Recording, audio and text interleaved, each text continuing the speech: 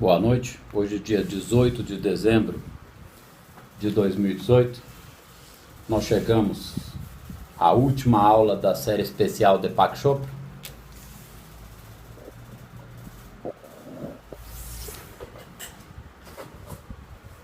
E as considerações nessa aula serão mínimas, nós vamos dar um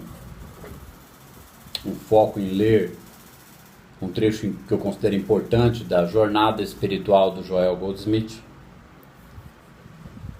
O livro todo é muito interessante, realmente fantástico, da jornada desse verdadeiro místico que não tinha nada a ver com misticismos e esoterismos, que a sua intuição e a sua sede pela verdade o guiaram em direção à verdade,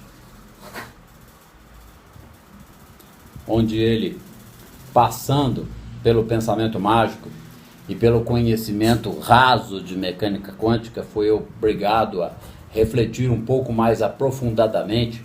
Ele teve que desconfiar da questão prosperidade através do poder do pensamento e etc e tal, porque ele desconfiou. Joel, apesar de um homem de pouca cultura, de formação tradicional, ele era culto por natureza, certo? Ele era um autodidata, um buscador da verdade, e embora ele não tivesse curso superior de espécie alguma, a sua intuição era apuradíssima, o seu desejo pelo conhecimento era apuradíssimo e a sua persistência maior ainda. Então, depois de passar uma vida toda como um homem de negócios, sentindo que a vida não fazia muito sentido, buscando prazeres e dinheiro, aos 38 anos de idade, dos 33 aos 38, um praticante de ciência cristã, porque antes disso ele estava metido na metafísica do pensamento mágico. Então, aos 38 anos de idade, ele teve o seu primeiro vislumbre da iluminação, que foi suficiente para, a partir dali, ele colapsar benesses para os outros, ser um canal da graça, do todo. Tá? Quando a gente fala graça, é todo, ou Deus, o amor do todo, nele, fluindo através dele. Então, a partir de 1900, a gente já falou isso aqui algumas vezes nessa série Deepak, a partir de 1928, aos seus 38 anos de idade, ele continuou, aí os negócios dele foram quebrando cada vez mais enquanto ele passava para o campo da prática do atendimento. E por mais 17 anos ele foi estudando, meditando, atendendo e se dedicando a esse processo, a viver por um princípio, a viver pela verdade, não mais pela mentira, não mais pela crença em dois poderes. Toda a base do trabalho do Sr. Goldsmith foi um estudo inicial de ciência cristã, com base principal num livro da Sra. Mary Baker, que chama Ciência e Saúde. Então ali ele aprofundou a percepção sobre ciência cristã e percebeu que aquilo poderia ser levado a outro nível, ok? Como eu sempre digo, ciência cristã, do meu ponto de vista, era o que o seu Joel aplicava e desenvolveu, e não exatamente o que as igrejas da ciência cristã aplicam e ensinam.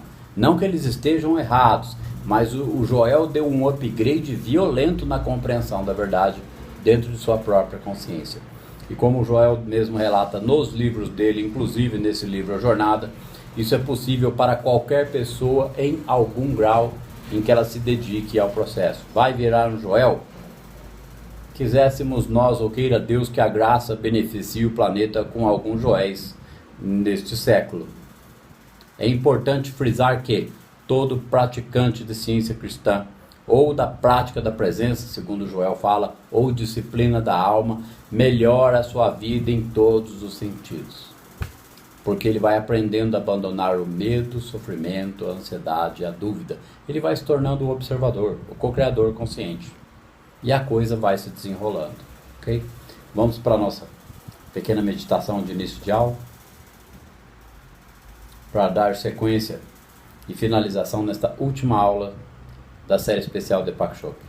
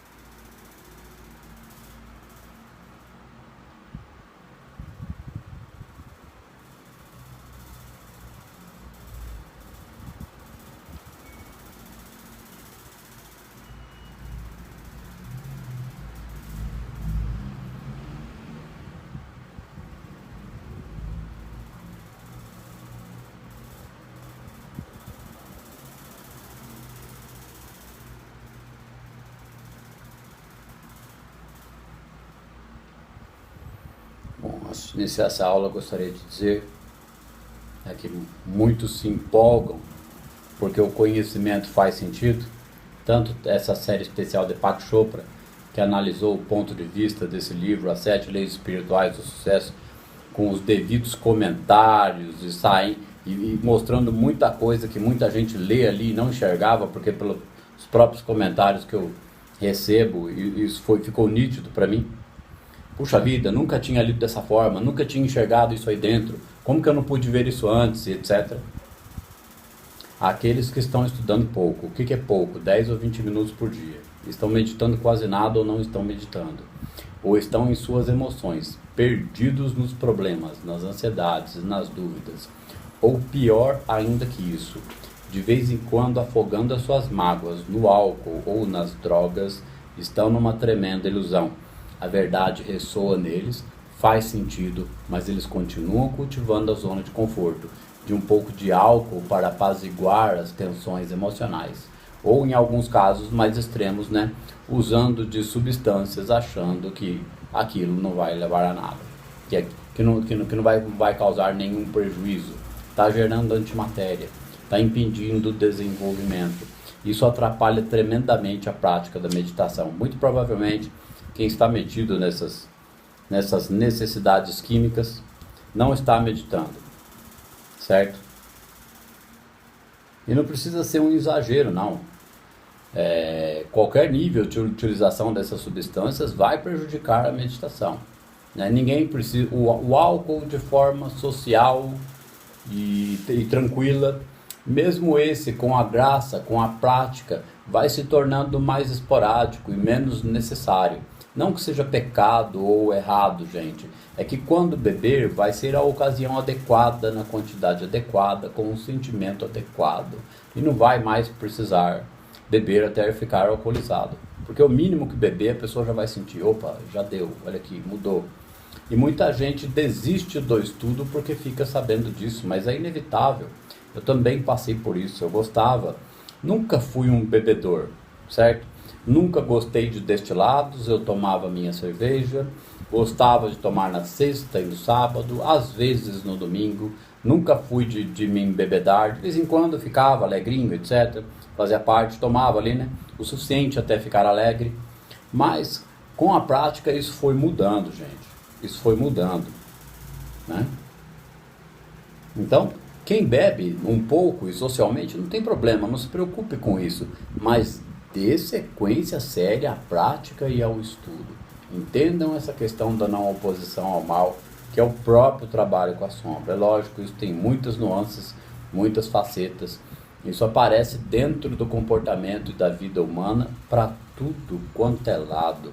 Porque quando a gente começa a iluminar um pouquinho a consciência, individuar um pouquinho, não ser problemas para nós e nem para os outros, é aí que nós vamos perceber ainda mais a sombra em nós e no outro e na sociedade. E daí, quando tem o menor grau de iluminação na consciência, o que resta ao redor? Só sombra, é só desconhecimento, é só ignorância.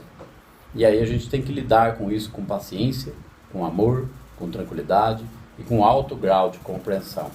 Que nem alguns casos que acontecem de vez em quando, ficar muito impactado com notícias negativas na TV está fazendo parte do inconsciente coletivo, está fazendo parte da sombra coletiva. Pô, é tão difícil assim de entender a saída do paradigma. Quem entra na senda da verdade, no caminho da verdade, ou mecânica quântica, pelo amor de Deus, precisa aprender que o primeiro pé para fora da saída do paradigma é a ausência de crítica e julgamento. Certo?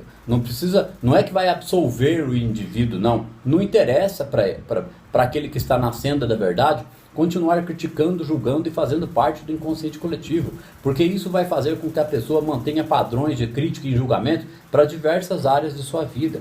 Vai continuar presa na crítica e julgamento à política e à corrupção, presa a notícias negativas, com opiniões, opiniões acaloradas a respeito de determinados assuntos. Aí não tem presença nenhuma, é impossível praticar a presença dessa forma. Então quem está muito envolvido na crítica a essas coisas que acontecem por aí, não entendeu nada ainda. Deixa que aconteça. Cada um arca com a sombra que cria. É a experiência individual do cara. Mas o que acontece é que é preciso entender a saída do paradigma através da ausência da crítica e do julgamento. Porque quem é o beneficiado com isso? É o praticante, é a pessoa que está expandindo a consciência. Enquanto ela sentir indignação e incômodo dentro de você mesma, é espelho de sombra dentro dela. Ok?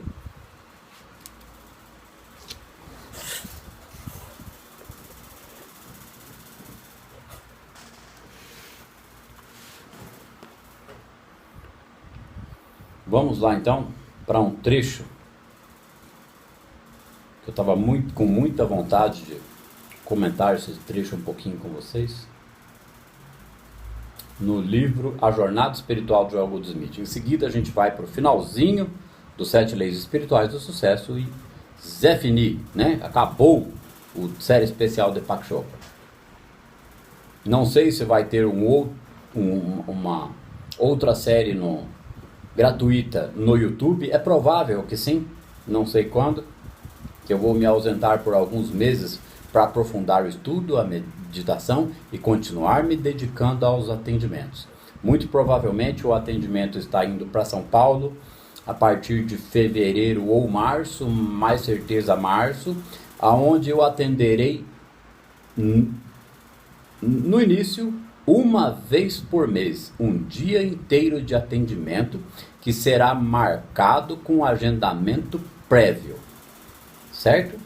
Os interessados que já quiserem participar desse acolhimento, desse atendimento, dessa orientação, que no início será um único dia, uma vez por mês, depois quem sabe, eu não sei, depende da necessidade e da agenda, certo? Pode ser 2 vezes por mês, um dia inteiro de atendimento. Agendamento prévio com a minha secretária, a coisa vai ser organizada, né? Eu não tenho a pretensão de que apareça muita gente, de que forme uma grande fila. Não interessa quantas pessoas vão aparecer, né? Porque os receptivos são poucos mesmo. As pessoas que estão a fim de estudar mecânica quântica, de entender mecânica quântica como fundamento esquelético e entender a prática da presença como o despertar da consciência, né? Deixar a centelha agir, é uma minoria. É uma minoria. Porque a gente vê nos grupos que a informação não circula, a informação não chega e fica todo mundo perdido, que nem cego no tiroteio. Vamos lá então.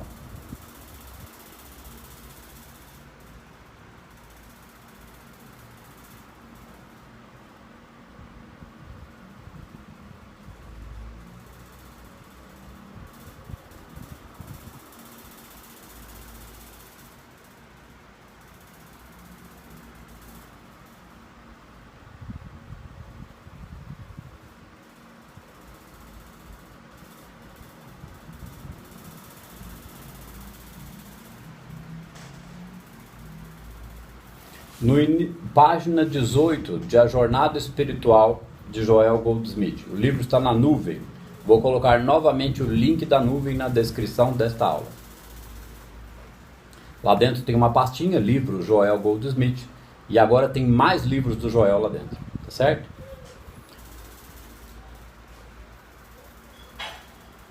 No início da década de 1930, depois de Joel ter tido um sucesso considerável em seu trabalho e uma boa medida de prosperidade, ou seja, porque ele alcançou essa primeira iluminação em 1928, com seus negócios falindo, quebrando, uma busca pela verdade que durou uma vida toda, uma busca desconexa, não sabia onde, não sabia como, estava perdido nos esoterismos, misticismos e na própria metafísica. Porque ele começou a desconfiar. Então, 5 anos de ciência cristã, estudou ciência e saúde da Mary Baker, viu, a intuição levou ele a um conhecimento mais profundo da verdade, foi ajudado por 2 praticantes da ciência cristã que ajudaram a elevar a consciência do Joel, o suficiente para que dali por diante ele seguisse sozinho. Então está aqui, ó. No início da década de 1930, ou seja, 2 anos depois de sua primeira iluminação, Depois de Joel ter tido um sucesso considerável em seu trabalho e uma boa medida de prosperidade, que trabalho? No trabalho da cura espiritual, do atendimento espiritual, do aconselhamento. Começou a dar certo, ele começou a receber pelas graças que ele trazia como benesses para os outros. Né? Depois de ter tido um sucesso considerável em seu trabalho e uma boa medida de prosperidade, ele se casou com Rose Cobb, uma mulher brilhante, com capacidade intelectual, que já foi crítica de música em um jornal da Filadélfia. Ela falava 7 línguas fluentemente, mas o melhor de tudo é que ela tinha uma biblioteca muito extensa, que foi a primeira introdução de Joel a algumas das grandes obras da literatura. Ele rapidamente fixou-se na estante de 5 metros de Eliot. Ele rapidamente fixou-se na estante de 5 metros de Eliot. A pequena jornada de Elbert Hubbard para as casas de homens famosos e se familiarizou com os livros religiosos e filósofos que ele não sabia que existiam. Ou seja, o Joel nadou de braçada nesse material que ele encontrou, tentando ainda traçar um panorama geral sobre a verdade, certo? Ele leu vorazmente nas longas horas da noite, mantendo-se em apenas 3 horas e meia de sono. Como Rose tinha 2 filhos e um deles queria cursar Harvard, parecia sábio que eles se mudassem para Boston, o que fizeram em 1943. Ou seja, com 13 anos de casado, a esposa dele, Rose, quis se mudar para Boston porque os filhos precisavam estudar. O professor de ciências cristãs de Joel, ou seja, o orientador do Joel, que morava em Boston, desencorajou-o a fazer este movimento, dizendo, ou seja, o Joel queria ir para Boston e o orientador que ficava lá falou, Joel, não vem não que você vai quebrar a cara aqui. Desencorajou-o a fazer este movimento, dizendo, eu não posso ter você em Boston, você é um homem bom demais, eu tenho planos para você e você vai quebrar seu coração aqui, você não pode fazer bem aqui, né? Aí o Joel perguntou, o que está errado? Aí o orientador respondeu, bem, esta é a Nova Inglaterra, você tem um nome judeu e um rosto judeu, e eles não vão gostar. Os novos ingleses são muito conservadores. Além disso, eles não pagam a um praticante o suficiente para sustentar sua família da maneira que você quer viver. Porque em 1943 o Joel já estava com 13 anos de prática de curador. E estava sobrevivendo disso, fartamente. Ele continuou dizendo a Joel o que alguns dos praticantes ganharam em Boston, alguns dos muito bons. Ou seja, o que esse cara estava dizendo para o Joel? Que lá os praticantes da presença não ganhavam nada. Então Joel disse, bem, você me forçou a mudar para Boston, porque para mim isso é um princípio. Se não funciona em Boston, não é um princípio. O Joel peitou, cara. O que o Joel falou? Bom, você está falando para mim que não vai dar certo em Boston a prática da presença? Como assim? Né? Agora que eu vou para Boston mesmo. Né? Aqui, ó. Se não funciona em Boston, não é um princípio. Tem que funcionar mesmo se eu fosse expulso no oceano ou no deserto. Se isso não acontecer, terei que desistir disso e voltar aos negócios, porque os negócios operam em princípios. Se você conhece seu produto e se presta um bom serviço, não pode falhar e sempre posso voltar aos negócios. O que o Joel estava querendo dizer com isso? Vamos dar uma pincelada aqui, gente. Esse negócio de aprender a prática da ciência cristã. Que a ciência cristã, para mim, não é só a ciência cristã, a igreja e o livro da Mary Baker, Ciência e Saúde. No meu ponto de vista, a ciência cristã é a obra do Joel. É o entendimento metafísico que está nas entrelinhas do Joel. É a prática da presença, deixar a centelha agir. Para isso tem que não se opor ao mal, que é o próprio trabalho com a sombra, certo? É lógico que aqui são meia dúzia de palavras sobre isso. A gente falou disso o curso inteirinho e mesmo assim uma cacetada de gente continua com uma pilha de dúvidas. Então, o que acontece? Um praticante de ciência cristã, sério e dedicado, o primeiro ano ele avança um grau, o segundo um pouco mais, o terceiro um pouco mais. Ele vive de forma natural e normal, só que ele para de projetar sombra, ele para de criar desarmonia, ele aprende a acessar o reino dentro dele mesmo. Isso é construído de forma lenta, gradual, enquanto se vence o paradigma, enquanto se desiste de criticar, julgar, ver notícias desagradáveis, perder tempo com muita bobagem nas redes sociais, né? Parar de ir atrás. Gente, mais uma vez, para que fique bem claro nesta última aula, não tem nada errado com as religiões, os misticismos e os esoterismos. Cada um vai atrás do que lhe compete, do que lhe interessa, aonde o seu grau de consciência o leva. Não tem importância. Mas aquele que quer buscar a verdade que liberta, descubra a verdade vos libertará, só tem um caminho. Ele é íngreme, estreito e tem uma porta estreita, que é o perdão, certo? Então busca primeiro o reino e todas as outras coisas vos serão dadas de acréscimo. Para buscar o reino, não podemos ter outros deuses ou outro poder. Nós temos que cultivar internamente, sem nenhum dogma ou ritualismo, o único poder, a onipresença de Deus, que é o enriquecimento de nossa própria consciência. É o eu sou, é o Pai em mim. Eu e o Pai somos um. Não é o ego que vai agir mais, é a centelha na pessoa. Voltando aqui. Então isso é para qualquer pessoa de qualquer área de atividade. Não significa que precisa virar um Joel, mas a vida vai melhorar em todos os sentidos e muitas vezes pelo caminho muda até de atividade diária ou há um progresso, uma evolução, uma especialização. A coisa se desdobra, porque Deus é Deus, presença é presença, não é nada meia boca, não é uma ferramenta, não é um subterfúgio, não é uma enganação. Aqui, ó. O Joel disse para ele, né? Não pode falhar. E se falhar, eu sempre posso voltar aos negócios. Aí o orientador dele disse para ele, isso seria uma grande tolice. Tipo assim, Joel, se você deixar a prática para voltar aos negócios, você é muito burro. Aí o Joel respondeu para ele, tudo bem, foi a resposta de Joel. Vamos tornar isso ainda mais tolo.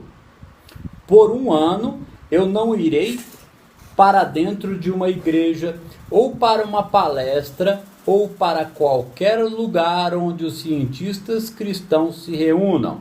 Porque esse era o meio em que o Joel vivia, era o meio social que ele circulava. Então, se ele não fosse para nenhuma igreja, nenhuma palestra e nenhuma reunião de cientistas cristãos, ninguém saberia que ele estava em Boston, ok? Aqui, ó. Vamos tornar isso ainda mais tolo. Por um ano, eu não irei para dentro de uma igreja, ou para uma palestra, ou para qualquer lugar onde os cientistas cristãos se reúnam. Não permitirei que um cientista cristão entre em minha casa, a menos que seja um paciente. Além disso, não entrarei na casa de nenhum cientista cristão, a menos que seja de um paciente a quem sou chamado. Vou ao meu escritório e ficarei lá das 9 da manhã até as 4 ou 5 horas da tarde, mesmo que ninguém venha até mim. E então eu vou para casa. O que ele disse? Que ele ia de casa para o escritório, do escritório para casa, sem divulgar, sem falar nada e ficar lá em silêncio, esperando a coisa acontecer. É assim que a gente deve fazer com os negócios. Cada um no seu negócio. A pessoa dá o melhor de si, o melhor na vida profissional, o melhor nas vendas, o melhor na faculdade, o melhor no seu emprego, o melhor, porque o melhor é Deus se expressando através dele. Eu de mim mesmo nada posso, quem opera é o Pai em mim. Por que me chamais de bom? Eu não sou bom. Bom é o Pai que opera em mim. Então a humildade diante do poder do todo, certo? A gente não se arroga melhor que ninguém e muito menos pior que ninguém. Porque é só aí que se começa a senda do caminho do meio. Porque começa a estabelecer harmonia na vida da pessoa. Aqui, ó. Eu ficarei em casa até a manhã seguinte, a tempo de chegar ao escritório, para que ninguém saiba que Joel Goldsmith está em Boston, e ninguém vai saber que ele é um praticante. Se no final do ano eu não tiver uma boa prática, não sairei apenas da prática, também sairei da ciência cristã. Depois de mais alguns anos, o Joel saiu da ciência cristã. Ele tocou o ministério do Caminho Infinito, certo? Sem nenhuma religião, sem nenhum vínculo com nenhuma casa religiosa, certo? Ele abandonou a ciência cristã depois de algum tempo, porque ele ficou na prática da presença, naquilo que ele desenvolveu que estava acima do conceito da ciência cristã. Aqui, ó. Se no final de um ano eu não tiver uma boa prática, não sairei apenas da prática, também sairei da ciência cristã. A atitude de Joel era que, se existe um Deus, ele não teria nenhum problema. Se não existe Deus, ele estaria em algum problema de verdade. É aquilo que eu digo desde o começo das aulas do curso de Terapia Caminho Infinito. Se há um Deus, como que eu tenho tanto problema? E aí o questionamento deve levar a pessoa em busca da verdade, direto ao alvo.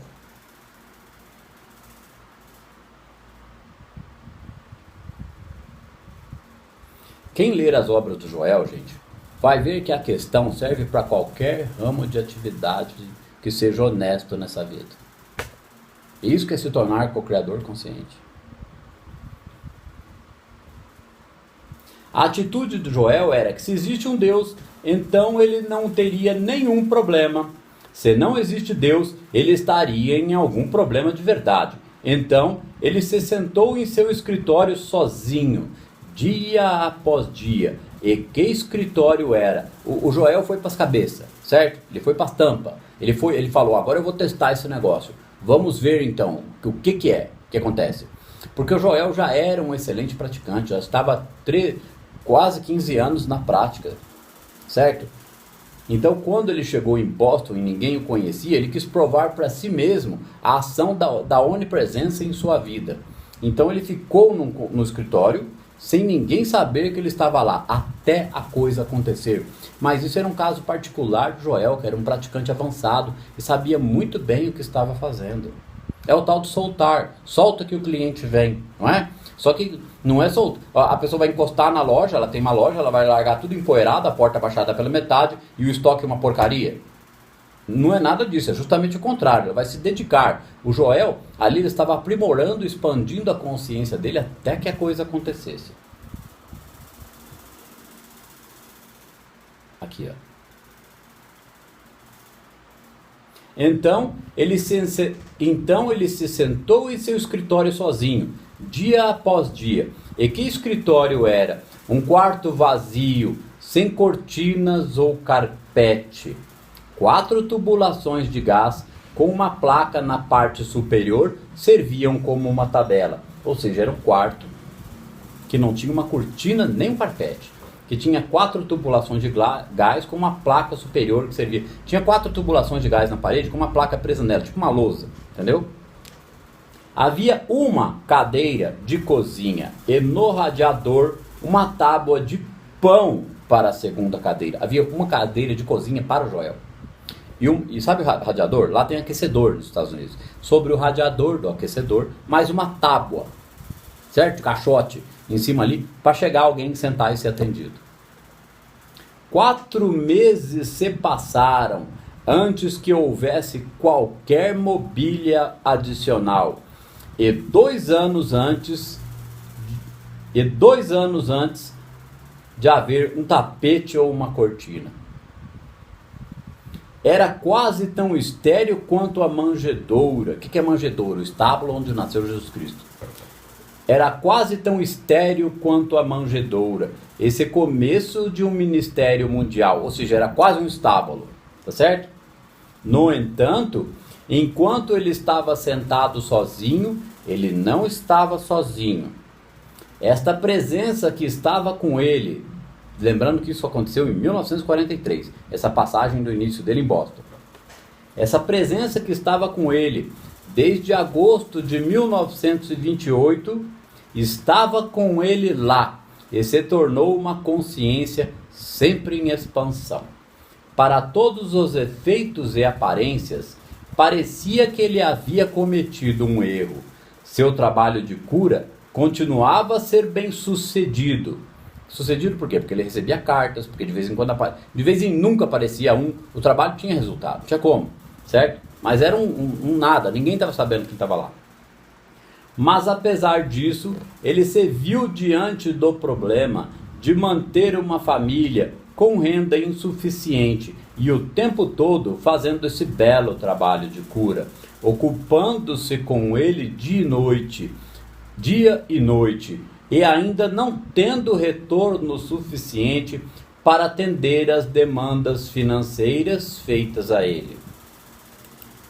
Um dia, enquanto caminhava pelo seu escritório, uma distância de 3,5 metros, que ele andava de um lado para o outro, por falta de 5 centavos por hora. Ele ficou intrigado com o motivo. Ele falou, caramba, o que está acontecendo aqui? Meses aqui, estourando, o que está errado? Ele ficou intrigado com o motivo. Foi então que expandiu, né? Quanto mais sombra, mais luz. Ele diante daquilo, ele foi obrigado a reinterpretar e expandir um pouco mais a sua consciência. Foi então que lhe ocorreu fortemente que a única razão pela qual ele tinha tal problema era porque ele não conhecia a Deus. Isso foi uma sacudida para ele, depois que ele estava dedicando anos de sua vida à busca de Deus e ajudando outras pessoas através deste Deus que ele agora sentia que não conhecia. Ou seja, embora a graça estivesse sobre ele, estivesse colapsando para as pessoas, ajudando pessoas, desde 28, estudando, meditando, percebendo na meditação a elevação da consciência, percebendo a presença nele quando uma cura ocorria, e sentia Deus, mas ele viu que ali ainda faltava conhecer a Deus em verdade. Foi então que lhe ocorreu fortemente que a única razão pela qual ele tinha tal problema era porque ele não conhecia a Deus. E isso foi uma sacudida para ele, depois que ele estava dedicando anos de sua vida à busca de Deus e ajudando outras pessoas através deste Deus que ele agora sentia que não conhecia. Foi então que ele olhou para seus pés e começou a perceber que ele não estava naqueles pés. De lá ele foi para outras partes do corpo e viu que ele, a identidade que ele era, não poderia ser encontrado em nenhum lugar do corpo, nem poderia ser confinado em um corpo. Ele viu que ele não era um corpo, mas que ele era consciência, ele era eu, ilimitado eu, e sem pai. E eu era Deus. Aí aqui ele conta: foi revelado para mim, no meu trabalho interior, que o eu é Deus. Enquanto ele estudava esses anos todos, foi revelado para ele a verdade, que o eu é Deus. Mas não é o eu, o ego não, tá, gente? É o eu centelha, o eu que serve, ajuda, trabalha, não reclama, não projeta, não critica e não condena. Certo? Que não sofre. Como é que chega num nível desse? Precisa de muito estudo das obras do Joel e muita meditação. E quanto mais demorar, pior fica. É pôr o pé no freio. É isso que é pôr o pé no freio. É busca primeiro o reino. Quando que isso vai ser entendido? Aqui, ó. Foi revelado para mim no meu trabalho interior que o eu é Deus. Eu sou autossustentável e autossuprido. Eu sou a fonte de suprimento. Então pensei, eu sou o que eu sou, significa que eu represento o suprimento incluso nisso. É abraçado dentro do meu próprio ser. Não vem para mim, flui de mim. Né? Mas quanto que ele já estudou? Quanto que a consciência dele estava expandida? Ele já sentia em grande monta isso. Ele precisava de um grau a mais de consciência. Certo? Então ninguém vai, então é isso, é só eu pensar isso que vai funcionar e vai fluir de mim toda a prosperidade. Não é? Isso é infantilidade, né, gente? Achar que a coisa... É isso que o pensamento mágico se tornou, os fanáticos da mecânica quântica. Porque há quanto tempo que existe o segredo, gente? O Joel conta aqui no livro que essa história vem desde lá dos tempos dele, de poder da mente, etc., e lei da atração. Esse negócio de poder da atração existe há 200 anos, desde quando olharam a dupla fenda lá. E as pessoas não desconfiam. Aqui, ó. É abraçado dentro do meu próprio ser, não vem para mim, flui de mim. Imediatamente ocorreu um colapso de função de onda tremendo. O que aconteceu? Piorou a situação. Olha que legal. Aí ele falou aqui, ó, mas não demorou 1 hora para que alguém me pedisse para pagar uma conta que eu devia. E tive que fingir que fingia dizer, porque a ficha caiu tão forte que o Joel sabia que estava fingindo a partir dali. Ó. Certamente, o mais rápido possível. Eu não o tenho neste momento, mas no momento em que ele chegar, você o terá. Ele quem? O dinheiro, a grana. E então, aí o Joel, reflexões do Joel. E então, para mim mesmo, dizendo, você é um mentiroso, porque sabe que eu sou Deus, e você sabe que eu tenho suficiência, abundância. Era a presença? Não, aqui era o superego, falando com o Joel. Ó, você é um mentiroso, porque sabe que eu sou Deus, e você sabe que eu tenho suficiência e abundância. Era ele afirmando a verdade definitiva dentro dele mesmo. O que aconteceu? Choveu cobrança a partir dali. Ó. Não demorou muitas horas até que outra demanda viesse a público. E precisei repetir o discurso para a situação novamente, dizendo: seja paciente, tudo será cuidado com o tempo. Você sabe que eu não sou um ladrão. Seja paciente e será atendido. E então, para mim mesmo, tive de... Imagina que o cara veio no pescoço dele, né? Para ele falar assim, seja paciente, sabes que eu não sou um ladrão, serás atendido. Imagina que o cara veio, né, de pau para cima do Joel. E aí, reflexões internas do Joel. E então, para mim mesmo, tive que dizer, não, eu sou Deus, não recebo nada, eu sou a fonte, eu posso alimentar 5.000. Mas porque ele já era centelha em ação, certo? Já quase não havia ego no Joel, a sombra estava no mínimo. Então ele podia dizer eu sou dessa forma, mas isso não é fórmula mágica para aqueles que estão no começo desse aprendizado acharem que vão sair falando eu sou e a coisa vai acontecer assim. No dia seguinte, mais demandas vieram, e no dia seguinte, mas com todas as aparições contra mim, e externamente negando-me... No dia seguinte, mais demandas vieram, e no dia seguinte, mas com todas as aparências contra mim, com todas as aparições contra mim, e externamente negando minha identidade cristã, porque ele teve que fingir, calma, eu vou pagar, está tudo certo, né? Porque teve que fingir, ele teve que conter, ele teve que acalmar os cobradores. E externamente negando minha identidade cristã, pedindo tempo ou prometendo pagar, internamente permaneci firme. A partir dali, ó a sequência do que vem no livro. Demorou 5 dias até os primeiros 50 centavos entrarem. Imagina a miséria que o Joel estava vivendo. Demorou mais 1 semana, depois desses 5 dias, para que gotas de renda começassem a aparecer. Então, gradualmente é bem devagar, tá, gente? Então, gradualmente, um pouco mais, até que em poucos meses a harmonia foi restaurada. Os céus não se abriram e despejaram notas de... Os céus não se abriram e despejaram notas de $1.000. Veio lentamente e veio quase de má vontade.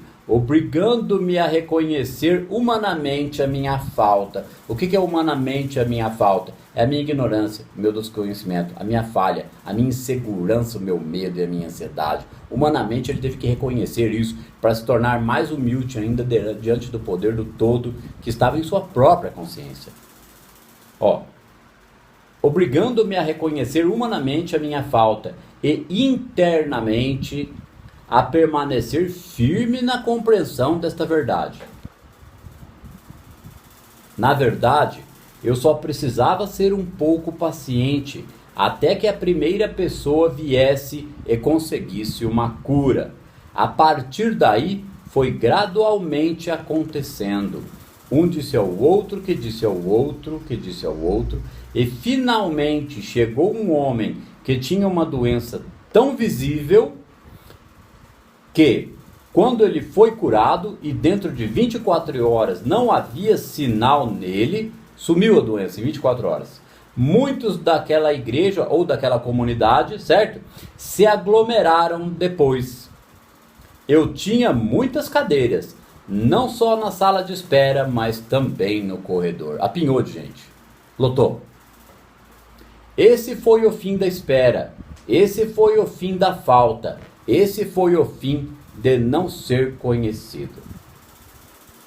Se você sentar no silêncio, onde quer que esteja, seu próprio você virá você. Sente-se no... Aqui é uma alegoria, uma metáfora, tá, gente?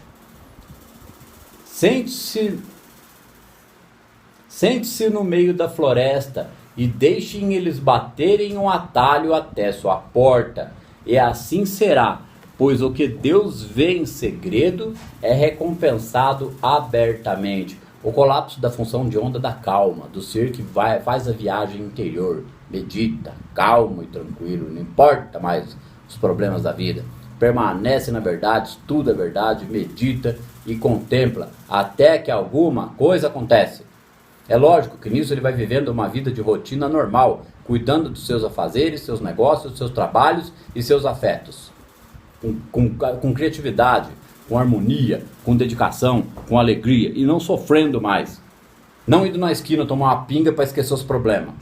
Só ia andar na contramão de marcha ré, né? Não, andar na... Fazer isso soltar o carro de ré no penhasco, com os olhos vendados, desengatado e sem nenhum freio. Certo?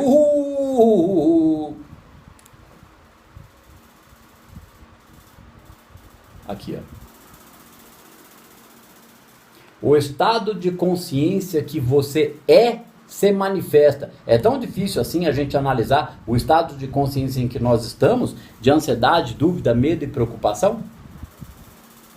Tá, mas eu analiso, sinto e faço o que com isso? Estuda e medita. Se não entender o que está escrito nas obras, se não entender, sinto muito, gente. Como diz o Clóvis, como que lê um negócio e não entende?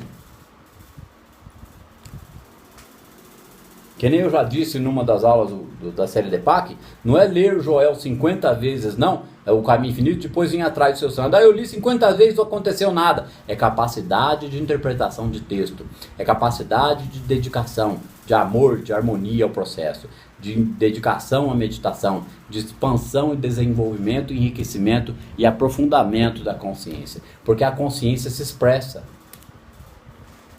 O que é verdade na consciência da pessoa? A mentira ou a vontade de conhecer a verdade?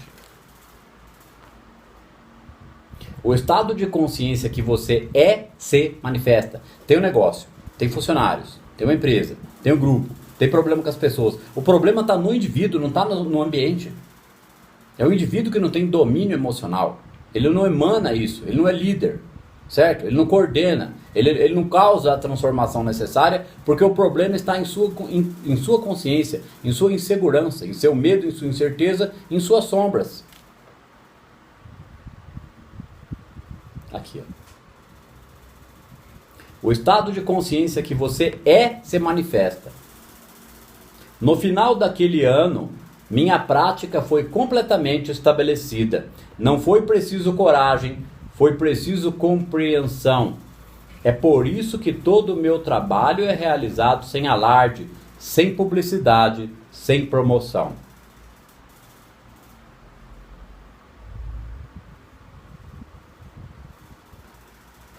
Vou ler só mais um parágrafo.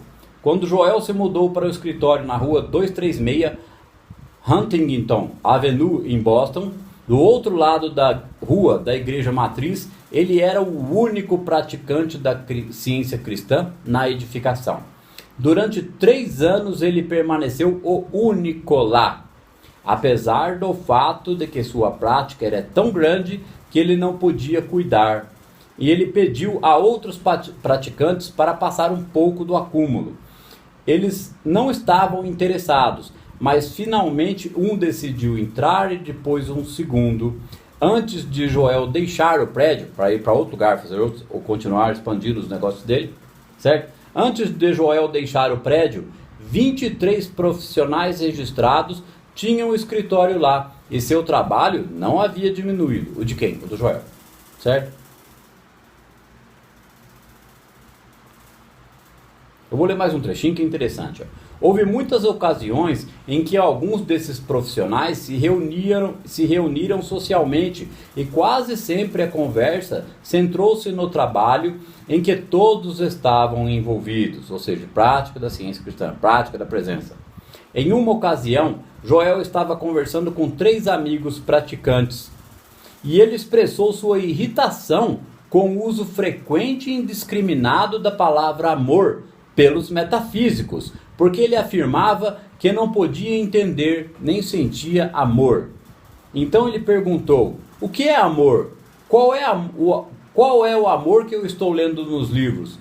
Como você ama o Senhor teu Deus? Como você ama seu próximo como a ti mesmo, quando não sente amor algum? É aquela historinha que eu já falei, que sentir esse amor não é uma rosa no meio do peito, é uma compreensão intelectual que se torna uma paciência, uma inteligência, um domínio emocional, e isso vai provocar um emocional de calma e tranquilidade que vai criar colapso de acordo com o direcionamento da vontade do que está sendo construído na vida de ação da pessoa.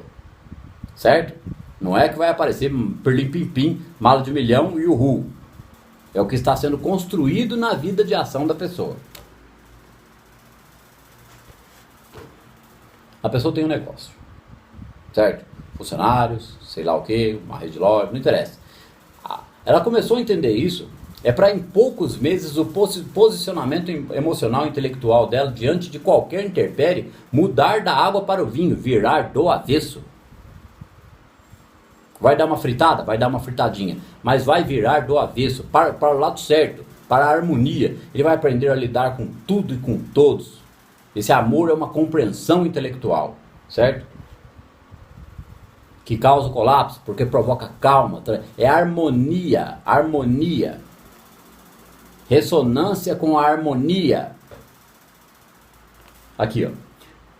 Eles olhavam para... Aqui, ó. Como você ama o seu próximo como a ti mesmo, quando não sente amor algum?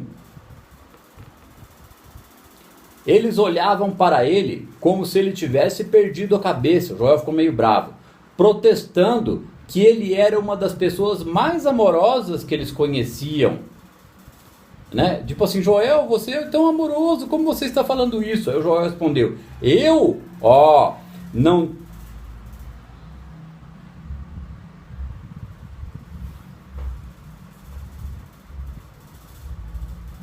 O Joel disse: eu?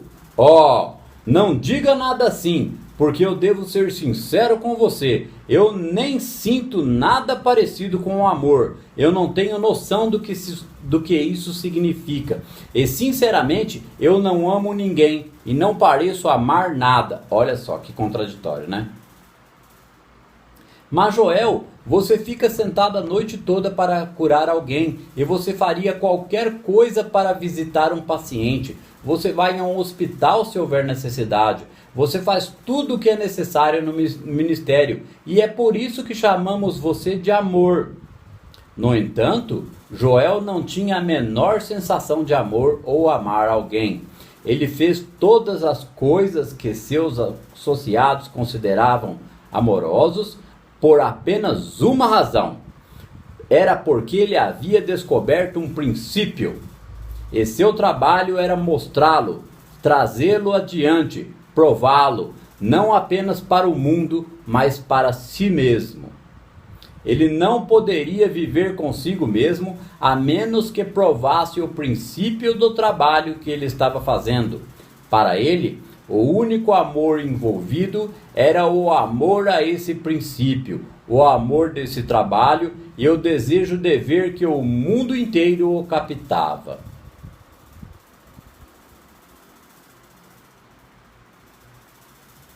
Então, esse amor, que é o amor do todo que se expressa através de nós, é com paciência, compreensão.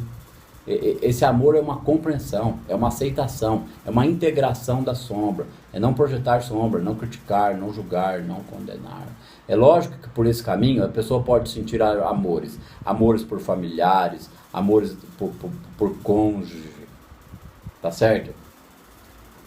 Ela pode sentir uma autoestima elevada e vez por outra sentir um amor que flui dela, que é a própria presença. Mas de resto ela continua sendo uma pessoa normal, só que muito mais tranquila e completamente fora do paradigma e fora do sofrimento, fora da ansiedade, da dúvida e do medo. Medo é a ausência de Deus.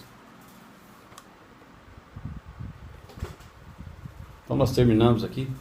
O último comentário que eu queria fazer, poderia fazer mais se tivesse mais aulas, mas foi mais que o suficiente como um incentivo para que a audiência leia pelo menos umas 2 vezes A Jornada Espiritual de Joel Goldsmith, que não é um livro de estudo, é um livro de conhecimento da história do Joel, certo? Agora vamos finalizar essa aula com o último trecho de As 7 Leis Espirituais do Sucesso. Porque quem se dá ao luxo, certo? Ao capricho de assistir essas aulas desde a aula 1, vai ver que nós trouxemos o que do Deepak Chopra? Que a solução para compreender mecânica quântica é correr com todas as forças para cada vez mais longe do pensamento mágico, tá certo? De achar que o pensamento vai criar tudo que a pessoa quer. Ai meu Deus, que delícia, vou para Cancún. Né? Ficar perdido que nem cego no tiroteio. Qual é a técnica? Ai, o que funciona? E não sei o que. Ai meu Deus, fica nos opondo, fica entra na mecânica quântica e ainda fica no conhecimento raso, esoterismo, misticismo, técnicas. Tem um palestrante que você já sabe muito bem quem é, que ele fala assim, vocês querem ir atrás dessas ferramentas? Vão. Ele até fala o nome de algumas lá. Vocês querem ir? Vocês vão. Mas vai até o fundo e vê o que você encontra lá. Porque se a gente for até o fundo, dentro de qualquer procedimento místico, esotérico ou mágico, vai chegar na onde? No vácuo quântico. Sobra o quê? Consciência. Porque ela vai aprofundar tanto que ela vai ver que não funciona, que ela vai ter que cair a ficha de que a coisa é consciência. Agora, como é que vai enriquecer? Aí quando chega lá no fundo, certo? Aí ela faz o caminho de volta. Né? Ela faz o caminho de volta estudando de forma séria e dedicada Deus ou o todo como sendo sua própria consciência. E é lógico que para isso o ego vai ter que morrer. Certo? O ego morre. O superego fica firme. O superego é o arquétipo do herói. Fica firme, servindo a centelha. Trabalhando, modificando sua vida, adquirindo estabilidade emocional equilibrada. Falamos tanto disso nessas 26 aulas da série especial Deepak Chopra.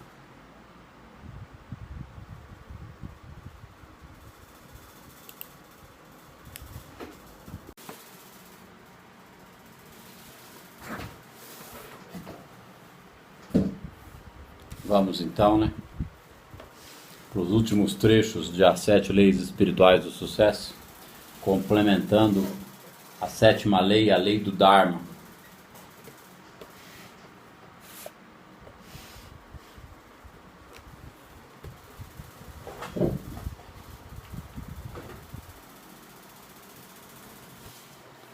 A lei do Dharma possui 3 componentes. O primeiro nos diz que cada um de nós se encontra aqui para descobrir o seu verdadeiro eu. Ou seja, ele já disse isso antes na lei do Dharma e agora ele está ressaltando, frisando, certo? A lei do Dharma possui 3 componentes. O primeiro nos diz que cada um de nós se encontra aqui para descobrir o seu verdadeiro eu.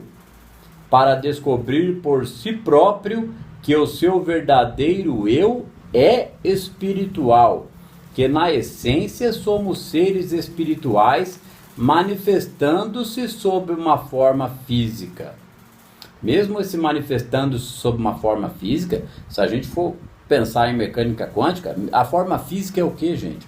A forma física nada mais é que a manifestação da consciência enquanto forma, mas é pura energia, não é tudo átomo.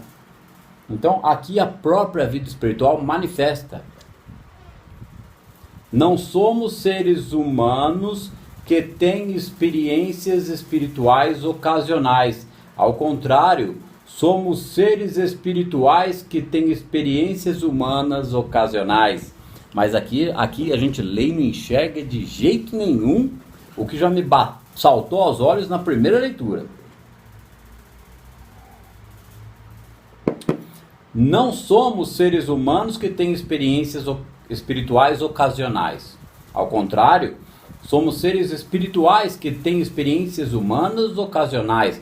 Mas isso para quem já está fora do paradigma. Isso para quem já trabalhou a sombra. Isso para quem já, como ele falou lá na lei da potencialidade pura, para quem já adquiriu estabilidade emocional equilibrada e não se afeta com nada que vem do externo. Certo? Não somos seres humanos que têm experiências espirituais ocasionais. Não deveríamos ser, né? Nós nos tornamos isso por causa do paradigma, a crença em dois poderes, aqui vida material, vida espiritual do lateral, quero coisas. Então a pessoa quer coisas, se desespera por coisas e não vive o reino dentro nunca. Não somos seres humanos que têm experiências espirituais ocasionais. Ao contrário, somos seres espirituais que têm experiências humanas ocasionais. Ou seja, deveríamos ser seres humanos que têm... Nós não somos seres humanos que têm experiências espirituais ocasionais. O que é a experiência espiritual, gente? É a harmonia em sua própria consciência, uma paz, uma tranquilidade, é a beatitude, é a certeza, é envolvimento emocional com o que faz, é a absorção da sombra, compreendendo o que ela é, porque ela é componente da harmonia, ela é mola propulsora da criatividade dentro desse processo todo. Ao contrário, somos seres humanos espirituais que têm experiências humanas ocasionais, ou seja, isso deveria ser o ideal, sermos seres espirituais que ocasionalmente temos experiências humanas, ou seja, experiências de frustração, algum desconfortinho, algum probleminha, mas que rapidamente volta para a consciência espiritual. E isso nunca foi explicado nem nas igrejas e muito menos pelo espiritismo kardecista. Não é uma crítica, nós não estamos metendo pau, cada um frequenta onde quiser e entende o que bem quiser, certo? Mas quem chegou na mecânica quântica está na hora de dar esse salto. Quem começou a compreender mecânica quântica precisa ir em busca da verdade, porque senão vai ficar preso no paradigma. Cada um de nós encontra-se aqui para descobrir o seu eu superior, ou o seu eu espiritual. Esse constitui o primeiro requisito da lei do Dharma, porque Dharma é sair do karma. Para viver e construir o Dharma, tem que viver e construir o reino, senão não sai do karma nunca. Temos de descobrir por nós mesmos o Deus ou a deusa em embrião que existe dentro de nós e deseja revelar-se, para podermos exprimir a nossa divindade. E esse Deus ou essa deusa é a própria centelha em nós, é o nosso próprio consciente, certo? É a nossa própria percepção, que está constantemente poluída pelas emoções, pelos sentimentos, pela mesquinhez, pela ansiedade, dúvida e medo, que são características de um ego imaturo. Porque o ego que morre é esse ego imaturo, é a infantilidade. A pessoa é trazida para a maturidade espiritual, para a construção do superego.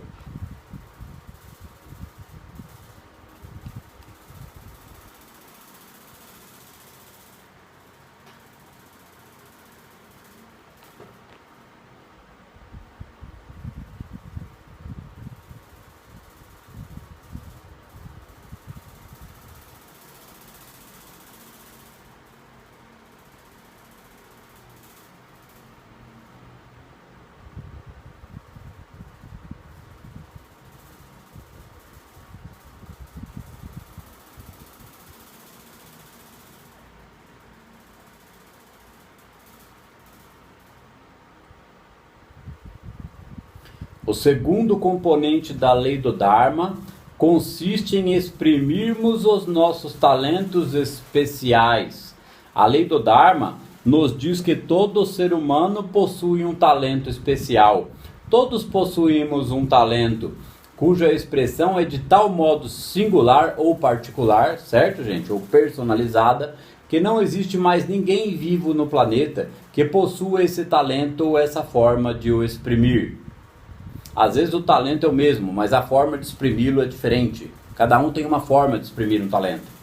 Isso significa que há uma coisa específica que cada um de nós sabe fazer melhor do que qualquer outra pessoa no mundo.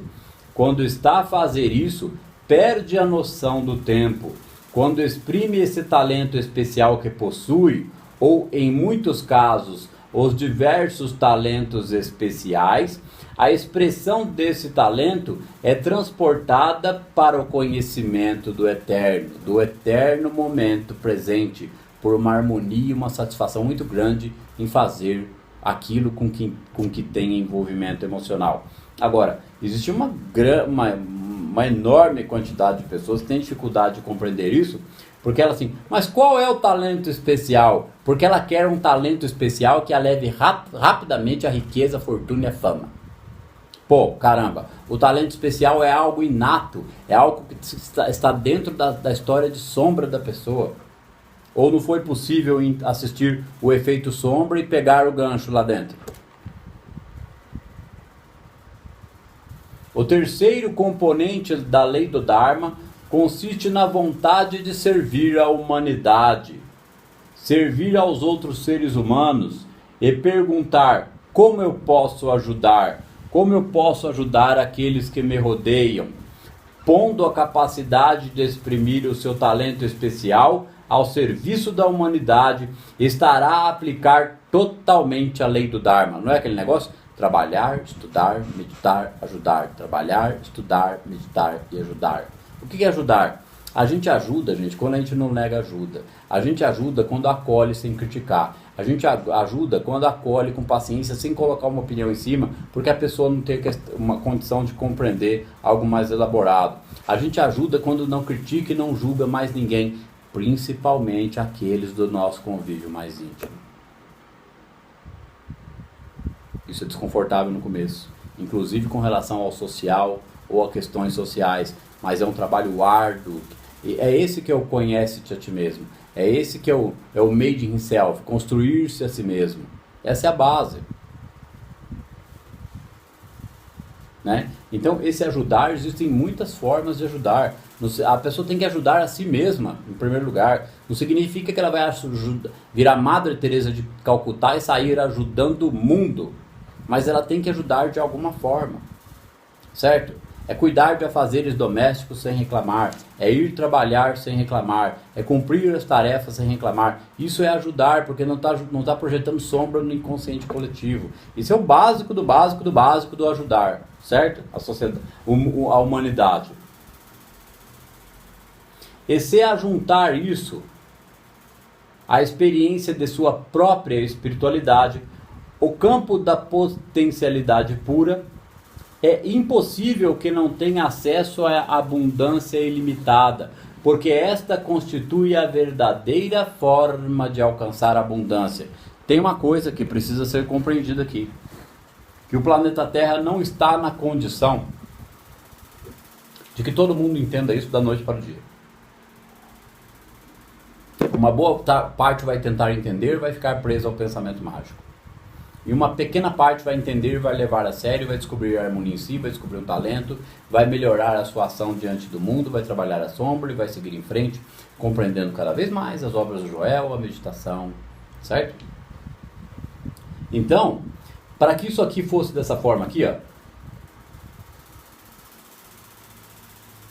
é impossível que não tenha acesso à abundância ilimitada, porque esta constitui a verdadeira forma de alcançar a abundância. Dá a impressão que todo mundo pode ficar rico da noite para o dia. Não é nada disso. Quando o planeta não se preocupar mais com ficar rico, não vai faltar nada para ninguém. Todo mundo vai ter abundância e felicidade, certo? Todo mundo vai ter tudo aquilo que é necessário e muito mais. Mas quando que a gente vai chegar nisso? Daqui 500 anos?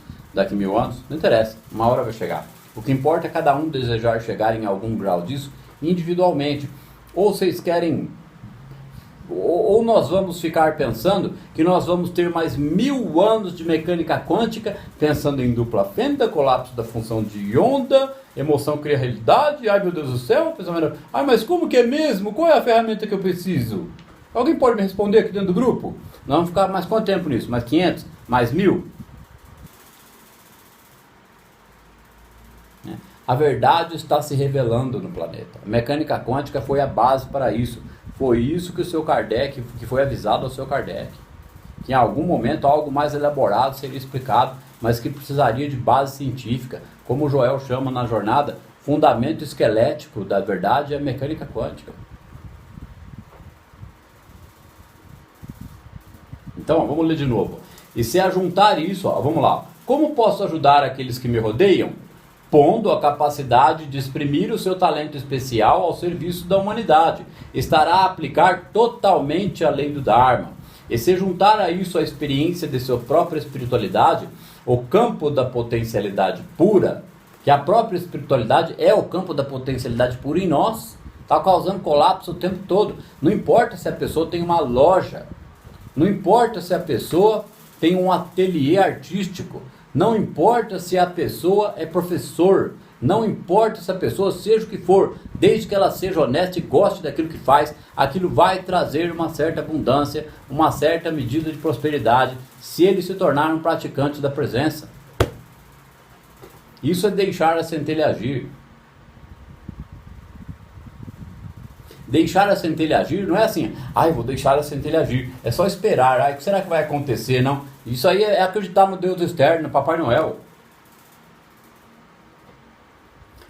Esta abundância não é temporária, é permanente, devido ao seu talento especial, à sua forma de exprimir, aos serviços que presta, não importa o negócio, gente, e a dedicação que mostra pelos outros seres humanos, a atitude que adquiriu, perguntando como eu posso ajudar, em vez de o que eu posso obter, né? A questão, o que eu posso obter, constitui o diálogo interior do ego. Perguntar como eu posso ajudar, constitui o diálogo interior da alma. A alma representa o domínio do conhecimento, onde experimentamos a nossa universalidade, através da simples substituição do nosso diálogo interior, da pergunta, o que eu posso obter? Pela outra, como eu posso ajudar? Passamos logo do plano do nosso ego para o domínio da nossa alma. Esse logo pode demorar um tempo, porque vai depender de enriquecimento e aprofundamento no conhecimento da verdade. E principalmente de meditação, igualmente importante é isso. Embora a meditação constitua a forma mais útil de entrar no domínio da alma, a simples mudança do nosso diálogo interior para como eu posso ajudar também nos dá acesso a isso, a alma, e esse domínio do conhecimento onde experimentamos a nossa universalidade, ou seja, está faltando um E ali, esse é o domínio do conhecimento onde experimentamos a nossa universalidade. Agora, vocês acham que vai alcançar o domínio desse conhecimento lendo 50 vezes os 7 leis espirituais do sucesso? Lógico que não, né, gente? Se quiser aproveitar ao máximo a lei do Dharma, terá de se comprometer a seguir algumas regras.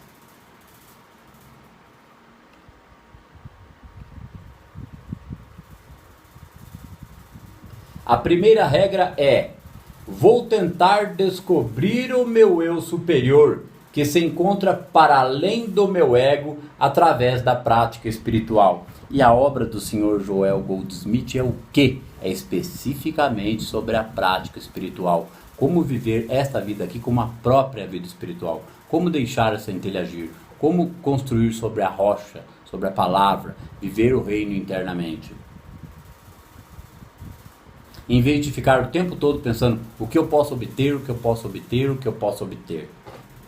Então a primeira regra é: Vou tentar descobrir, e esse tentar tem que ser um tentar de verdade, tentar até conseguir. Porque se meu eu superior não é... Tinha uma aluna aqui que vinha aqui que falava isso. O eu superior é a própria consciência, gente. Tenha santa paciência, mas destituída do ego. Né?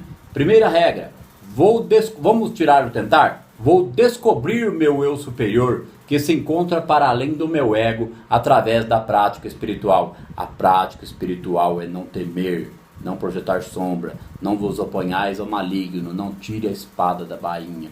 Se você brigar com a sua esposinha e quiser obrigá-la a ser do jeito que você é, você está tirando a espada da bainha e dando surra na sua esposinha. Certo? Isso serve para qualquer tipo, para qualquer caso, para qualquer circunstância. Se você está macetando o seu funcionário, você está tirando a espada da bainha. Se você está reclamando e queixando da vida, você está dando espadadas ao vento no inconsciente coletivo. A segunda regra é: vou descobrir os meus talentos especiais. E depois, voltando nessa questão conjugal, né? Voltando na questão conjugal. A vida conjugal, gente, é fonte de muita desarmonia para muita gente. Como foi para mim também, em vários relacionamentos. A questão é, tem que aceitar o outro como é e não querer mudá-lo. E daí, se ele estiver criando problema, quanto mais eu aceito, quanto mais eu aprendo a não me opor ao mal, ao conter o outro, ao ajudar, como eu posso ajudar, certo? Em vez de se irritar e querer mudar o outro, mais harmonia vai ter na relação. Em algum momento, o parceiro também vai ceder, porque o espelho de sombra começa a ficar mais limpo nele também. A presença no praticante atua sobre o parceiro em algum grau, mesmo que ele não seja receptivo à verdade. Porque ou é isso, ou é a separação. É inevitável, gente. Tem um trecho no A Arte de Curar do Espírito que o Joel fala lá de libertar o nosso parceiro para o Cristo. Porque aí é que a convivência está inviável, de tantas brigas e discussões e etc. É melhor entrar na harmonia, é melhor para o casal. É melhor ainda se estudar junto, compreender junto. E não é obrigar o outro a estudar ou o outro a entender, não. Não é por aí o caminho, gente. Ó. A segunda regra é: vou descobrir os meus talentos especiais e depois de os descobrir, vou entrar em estado de felicidade, pois o processo de felicidade ocorre quando adquiro o conhecimento do Eterno. Nesse momento, entro em estado de beatitude. Vou ler bem calmo novamente. A segunda regra é: vou descobrir meus talentos especiais e depois de os descobrir, vou entrar em estado de felicidade, pois o processo de felicidade ocorre quando adquiro o conhecimento do Eterno. Nesse momento, entro em estado de beatitude. Então, o que é adquirir o conhecimento do Eterno? É conhecer sobre o todo ou Deus como seu próprio ser. E não vai ser estudando 7 leis espirituais do sucesso que vai compreender, elaborar, perceber e construir isso em suas emoções. Primeiro passo é deixar de se opor ao mal. Como Joel diz, a harmonia é desistir de mudar alguém ou qualquer coisa dos outros. Que, como eu costumo dizer, é totalmente possível mudar a si próprio. Né? É impossível mudar alguém, mas é totalmente possível mudar a si próprio. Então, quando ele diz aqui, ó, na segunda regra, vou descobrir meus talentos especiais. Para descobrir esses talentos especiais, gente, tem que praticar a presença, tem que desenvolver a meditação. Isso vai ser revelado para a pessoa. Enquanto isso, ela vai levando uma vida normal, sem se frustrar, sem projetar sombra, sem sentir raiva. Não é virar uma panela de pressão, não. Ela vai ter que arrumar mecanismos para trabalhar essa sombra, certo? Para evitar somatizações. E isso vem através da tranquilidade, da meditação e de um gosto extremo pelo estudo e a compreensão das obras do Joel. Senão, como que vai ter conhecimento do Eterno? Como que vai entrar em estado de beatitude? Olha só, gente, é Deepak Chopra que é pura mecânica quântica que o povo leva para o campo do pensamento mágico, usando a palavra beatitude. A terceira regra é: vou perguntar a mim mesmo quais as minhas melhores qualidades para servir a humanidade. Vou responder a essa pergunta e depois pôr em prática a atitude. Vou utilizar os meus talentos especiais para servir as necessidades dos outros seres humanos. Vou combinar essas necessidades com o meu desejo de ajudar e servir os outros. Sente-se e faça uma lista das respostas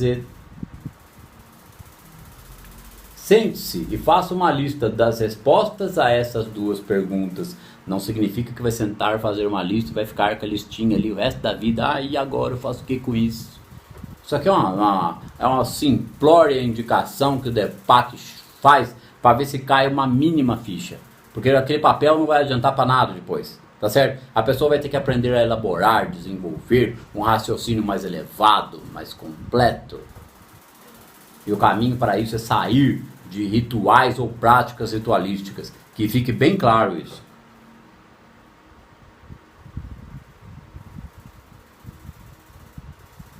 Pergunte a si mesmo se o dinheiro não fosse uma preocupação para si.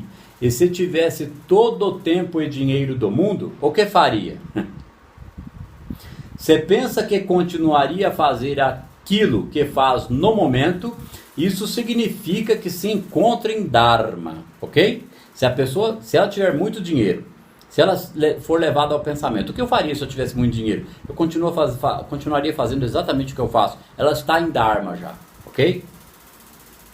Porque tem uma paixão por aquilo que faz, exprime os seus talentos especiais. Mas e quando a gente tem paixão pelo que faz e mesmo assim tem problemas? Porque está metido em projeção de sombra, não entendeu nada ainda de ego.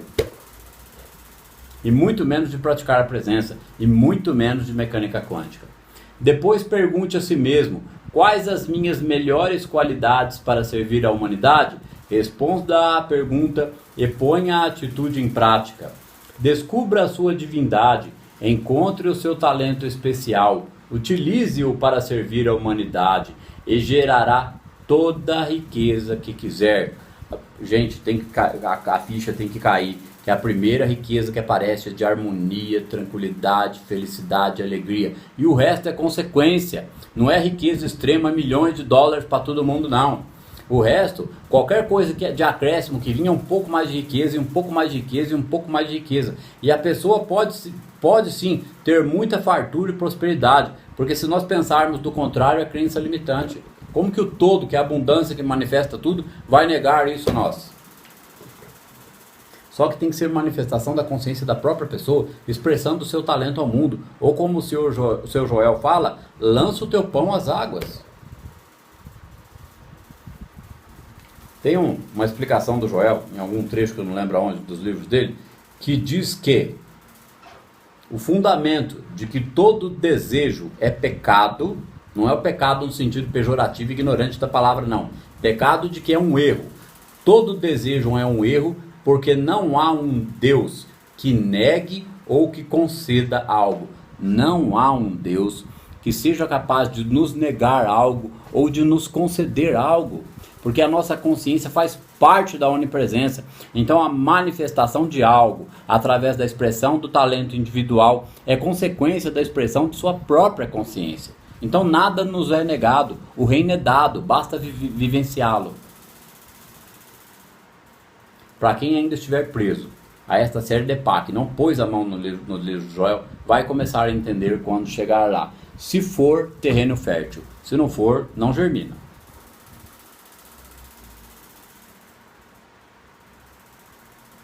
Ó. Quando as suas expressões criativas responderem às necessidades dos outros seres humanos. Quando que as nossas expressões criativas respondem à necessidade dos outros seres humanos? Quando, além de fazer o que eu gosto, eu sirvo o outro sem criticar, sem me incomodar, sem julgar, sem ficar botando a culpa no outro e no mundo. É aí que o talento da pessoa vai ser expresso com mais capacidade, é aí que ele vai atrair a clientela, os fregueses, é aí que os negócios vão andar. Ou se a pessoa não sabe para onde evoluir, é a partir desse servir, é a partir de amo o próximo como amai-vos uns aos outros como eu vos amei, porque o Cristo atingiu esse amor por prática assídua, dedicação, estudo e meditação. Aqui, ó. Porque a pergunta que eu mais escuto é: como eu faço? Mas como que eu faço isso? Mas como que eu faço isso? Mas não tem um jeito melhor? Não tem um jeito mais fácil? Não tem um caminho para me ir por aqui ou por ali? Não, não tem.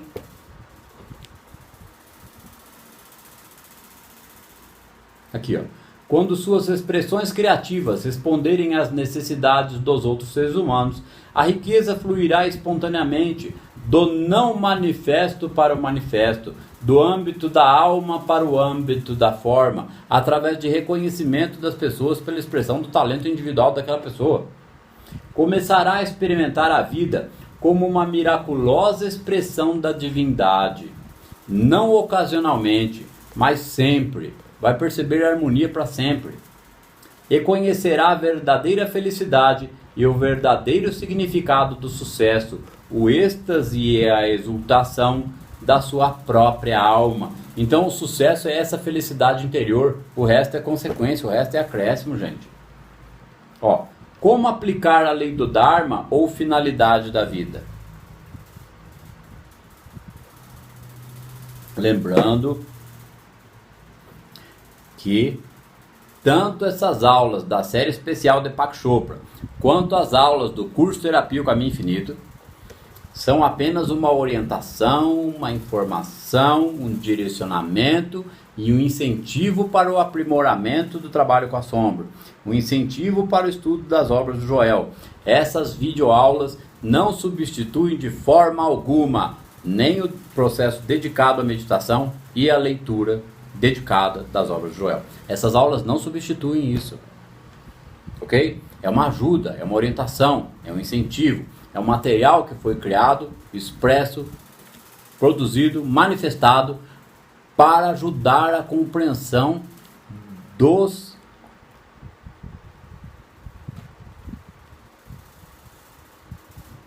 admiradores da mecânica quântica, ok? Número 1. Como aplicar a lei do Dharma ou finalidade da vida? Número 1.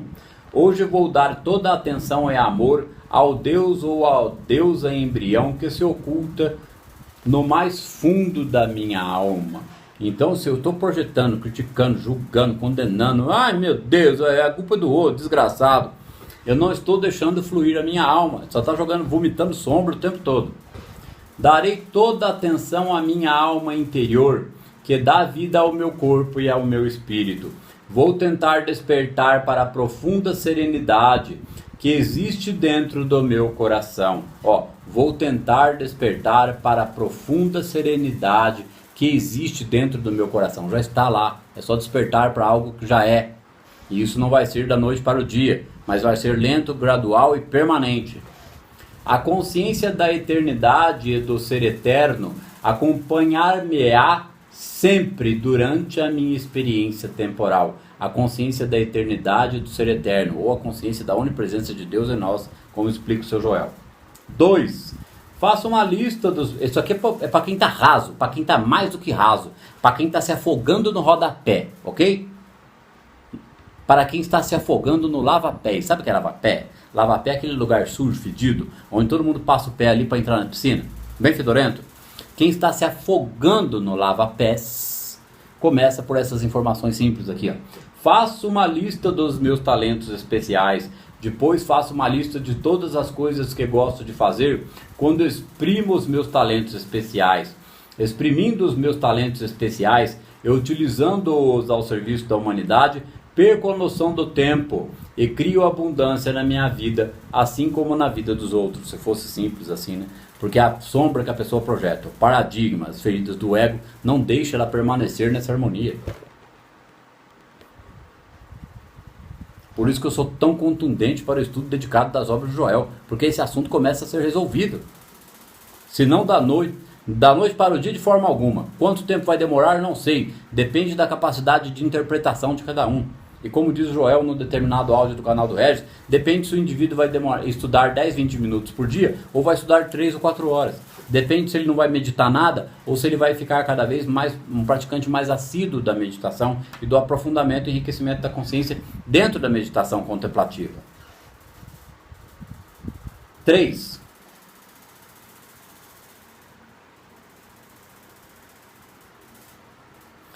Aqui, ó, vou ler mais um trechinho da 2. Exprimindo os meus talentos especiais e utilizando-os a serviço da humanidade, perco a noção do tempo e crio abundância na minha vida, assim como na dos outros. Fique bem claro que essa abundância é abundância de harmonia, quando a gente não é problema pra gente nem problema dos outros. Não enche mais o saco dos outros.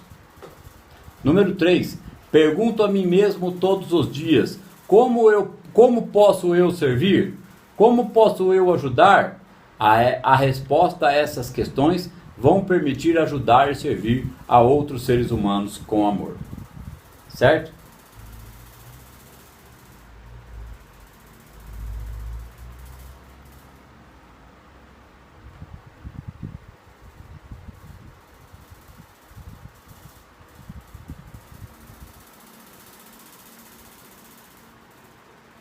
Tem um trecho aqui que é sumário e conclusão. Eu achei que tínhamos chegado ao fim.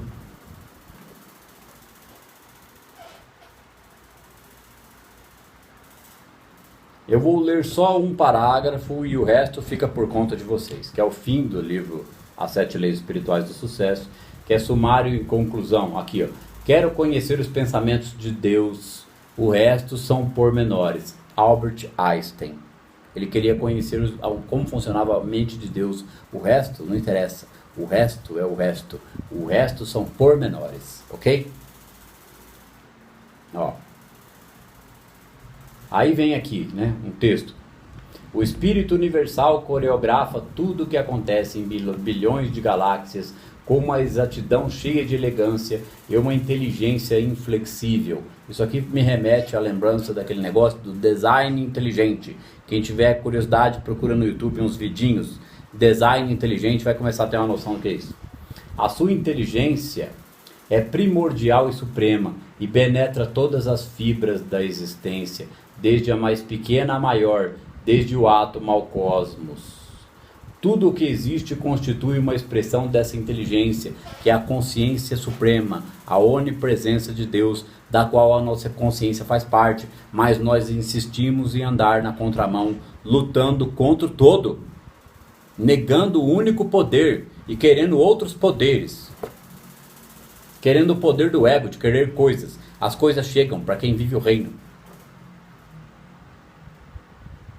Tudo que existe constitui uma expressão dessa inteligência, e essa inteligência opera através das 7 leis espirituais. Aí que ele continua, é um texto, né, que vai aqui, ó, por algum trecho.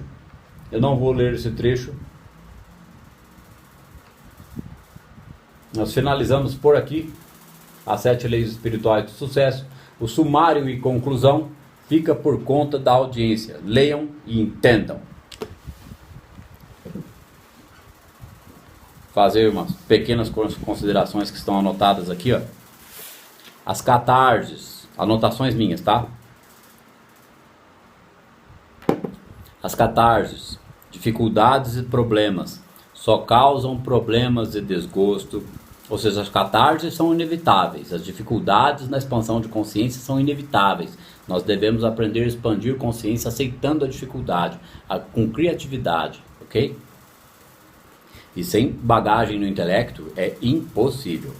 As catarses, dificuldades e problemas só causam problemas e desgostos, ou seja, os catarses só vão causar problemas e desgostos até o momento em que o indivíduo que está no processo de individuação, porque no processo o ego resiste, são resistências do ego, ou seja, as catarses, dificuldades e problemas só causam problemas e desgostos até o momento em que o indivíduo que está no processo de individuação, não é aquele que está olhando para o caminho, não, é aquele que está percorrendo o caminho, certo? Aquele que está culpando o outro e o mundo e ainda não entendeu nada de trabalho com a sombra, só está olhando para o caminho. Olha que legal, mecânica quântica, mas não pôs o pé no caminho. Vamos lá de novo. As catarses, dificuldades e problemas só causam problemas e desgosto, porque a catarse é inevitável, mas não é para causar desgosto. Só causam problemas e desgosto até o momento em que o indivíduo que está no processo de individuação ou trabalho com as sombras começa a ceder ao sofrimento, levando uma vida normal, mas a partir daí a luta começa a acabar. Ele não luta mais, ele vive uma vida normal cultivando a harmonia, certo? Então, nesse ponto em que a catarse incomoda tanto que ele cede, ele entende que ele tem que integrar a sombra, não se opor ao mal, não tirar a espada da bainha. Milhões de vezes falamos isso aqui. E não é tão fácil assim de compreender. Se alguém chegasse para mim, gente, explicasse tudo que eu explico aqui, sem eu ter lido o Joel, sabe o que eu ia entender? Patavina, nada, zero. Então, mais uma vez, as aulas são apenas uma ajuda importante, incentivo e orientação, mas não substituem de forma nenhuma a leitura dedicada das obras do Joel e o avanço para a compreensão e prática da meditação contemplativa. O atendimento em São Paulo, provavelmente a partir de março, ocorrerá a princípio uma vez por mês, um dia inteiro de atendimento com agendamento prévio.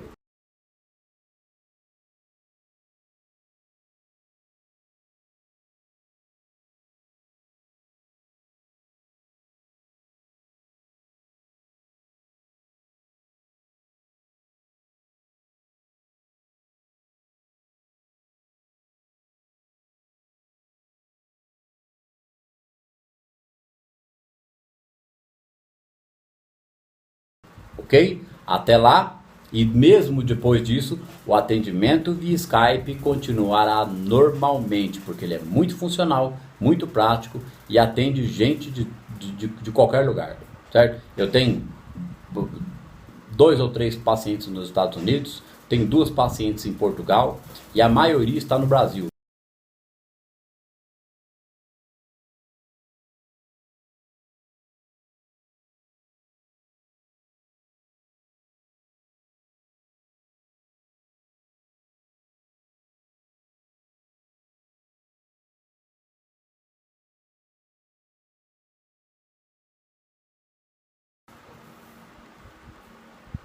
Então, nós temos aí, fora o pessoal que veio em atendimento presencial aqui da cidade de Cambuí, que veio procurando um atendimento tradicional, quando ficou sabendo o que era, afinou porque precisa se dedicar ao processo, precisa estudar, eu faço o acolhimento, informo sobre mecânica quântica e direciono para Joel. É esse o atendimento, eu não faço atendimento tradicional. Eu aplico o conhecimento de psicanálise para ajudar no trabalho com a sombra. Ok? O objetivo é aprimorar a compreensão do paciente ou aluno. Porque muita gente chega como paciente e vira aluno. E muita gente já chega como aluno dentro do processo.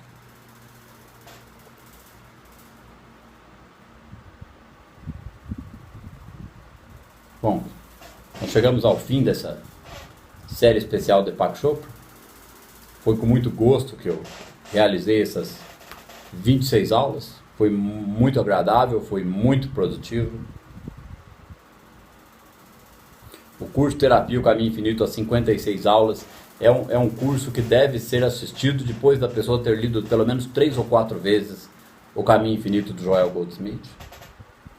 O Caminho Infinito é uma das obras, a gente está com quase 10 livros lá na pastinha Joel Goldsmith na nuvem. Vou colocar o link da nuvem na descrição deste vídeo novamente. Certo?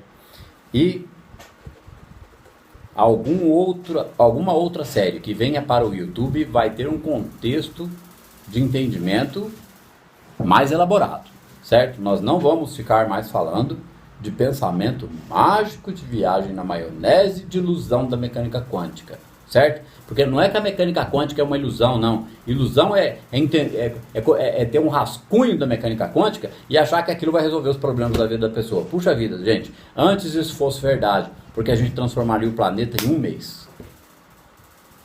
Inteirinho. a quantidade de adeptos e simpatizantes da mecânica quântica que tem no Brasil seria o suficiente para transformar o planeta inteirinho, certo? Se fosse fácil assim. Então, não é que é tão difícil, não. É que precisa se dedicar ao processo e estudar de forma séria. E acabar com fantasias.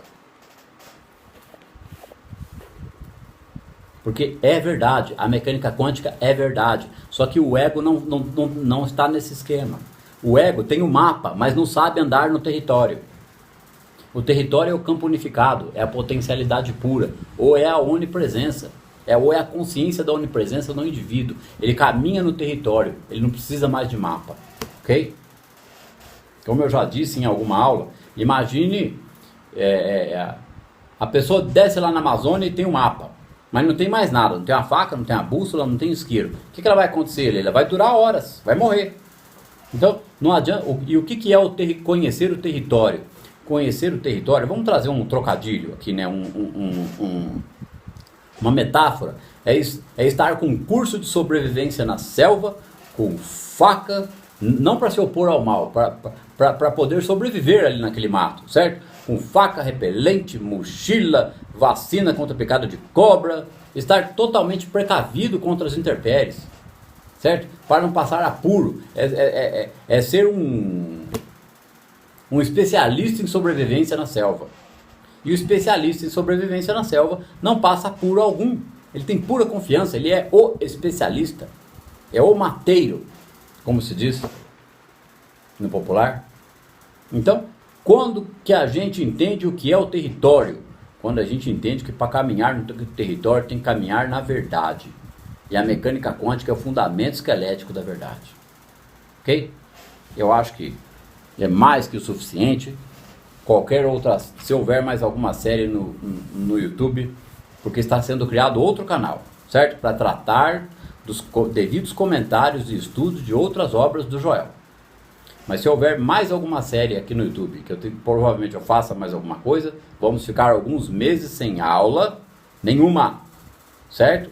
Mas o atendimento continua vigente. Se houver mais alguma série no YouTube, vai ser com outro contexto, com outra pegada. Nós não vamos mais falar de pensamento mágico. O teto vai subir. Se tiver mais alguma coisa, vai ser relativo ao trabalho com a sombra, a parte de uma psicanálise de alto nível no trabalho com a sombra. Ainda não está definido. O meu objetivo é as obras do Joel e este novo canal que está sendo criado. Os comentários e a análise das obras do Joel para orientação, incentivo e ajuda na compreensão e aprofundamento dessa questão da prática da presença. Eu agradeço a audiência, às pessoas que carinhosamente assistem às aulas, levam a sério os estudos e seguem as orientações dadas. Muito obrigado. E será sempre assim. A escolha é sua. Há uma diferença muito grande entre conhecer o caminho e percorrer o caminho. Até a próxima.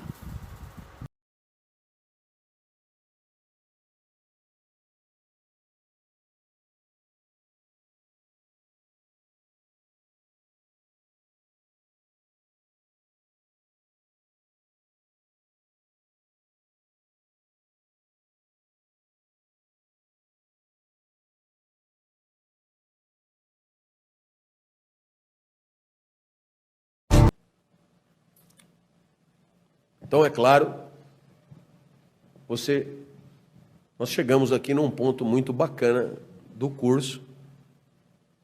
E o que nós vamos fazer para que a próxima aula seja ainda mais fascinante? Você vai chegar em casa agora, ao invés de entrar no Facebook, você vai botar no Google, KANT, Fundamentos da Metafísica dos Costumes. É domínio público, custo zero. Aí você pega e seleciona, as 3 primeiras páginas. Professor, e as outras páginas? Foda-se. Ele não se incomoda com o 1000, nós vamos dar para ele uma chance. 3 páginas. Você seleciona, imprime e lê. Professor, mas 3 páginas leva 1 minuto e meio. Não leva não. Porque você pega o primeiro parágrafo, lê, ele vai te produzir um certo desconforto. Isso com a aula. Com a aula. Aí você pega o primeiro parágrafo, lê de novo. O senhor está me chamando de burro? Não. Ou se eu estou chamando de burro, chame-me também, porque é também assim que eu leio. Lê a 3ª vez o primeiro parágrafo, aí vai para o 2º parágrafo. 1 vez, 2 vezes, 3 vezes. Então gasta 1 hora em 3 páginas. Professor, desse jeito eu nunca vou saber qual é o final da história. Então, não tem o final da história. O resto do livro é tão desinteressante quanto essas 3 primeiras páginas. Você não está perdendo nada. Fique só nas 3 primeiras páginas. Tá certo? E por quê? Porque se você não fizer a experiência da leitura de um texto difícil agora, acredite, você terá perdido a chance. A chance. E você dirá, mas eu não me interesso por questões filosóficas. Não, é só uma questão de brio. Você tem brio? Sabe o que é brio? Eu dizer, malandro, você é tosquinho, você não entende. Nossa, eu volto para casa, é a primeira coisa que eu faço, nem xixi, velho. Eu vou lá, Kant, vem o texto, eu vou ler e tal. Por quê? Como pode um cara escrever uma coisa que eu não entenda? Não tem como. Eu vou ler aquela merda até entender. Isso é brio. Senão o nego caga na sua cabeça e você não reage. Não. Vai pegar lá o Kotler, tem um solzinho, né? Vai lá. Para você é o máximo que dá, velho. Você tem o teto, não tem jeito. Não, né? O vento venta, a maré mareia, o sapo sapeia e você é marqueteiro. Você, dali para cima você não passa. Você está dando razão para os gregos. Você nasceu para coió, não é da... Não pode. Isso te fere a alma. Como assim eu não vou entender? Não, eu comi na infância, né? Comi, me deram leite materno, me deram leite ninho, me deram não sei o quê. Cérebro tem o tamanho de um cérebro normal, neurônio tem neurônio à vontade. Então, porra, se o cara escreveu, velho, você só vai entender o que ele escreveu. Você imagina que ele teve que tirar do zero aquela merda toda. É que nem o teorema de Pitágoras. Ele descobriu o teorema, você só tem que aplicar no triângulo retângulo. A hipotenusa é tanto, o cateto é tanto quanto é o outro cateto. Você só tem que pegar a hipotenusa, levar o quadrado, o cateto ao quadrado, somar, diminuir e chegar agora. E você erra! Vá ser burro na cadeia, velho! Caralho! Porque o cara na Grécia, 5 séculos antes de Cristo, descobriu o que você... 5.000 anos depois, não consegue aplicar. Pô, você tem que comer alfafa, cara. Você vai ser burro no inferno. Então, claro, isso é o tipo de cutucada. Você vai dizer, professor, mas a pedagogia que se foda. Você precisa sentar a bunda na cadeira e melhorar a tua capacidade de pensamento, porque depois você aplica isso aonde for. Porque se você só ficar no show do Ari Toledo, coisas fáceis, solzinho, públicos, e aqui está a empresa, aí tem... Mas pelo amor de Deus, velho, sabe, na 5ª série primária já daria para entender essa merda. Pega alguma coisa de gente, tenha culhão, mesmo que não tenha nada a ver com você, tenha sangue, reaja. Professor, eu não faço questão nenhuma de... tudo bem, fiz o que eu pude.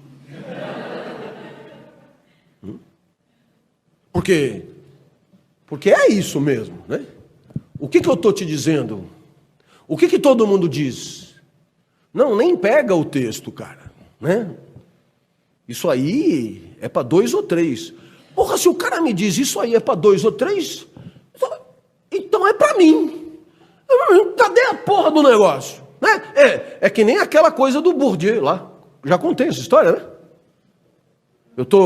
Você sabe que o Bourdieu foi meu orientador, eu estava numa aula, ele vira e fala, eu já contei com certeza, mas eu conto de novo.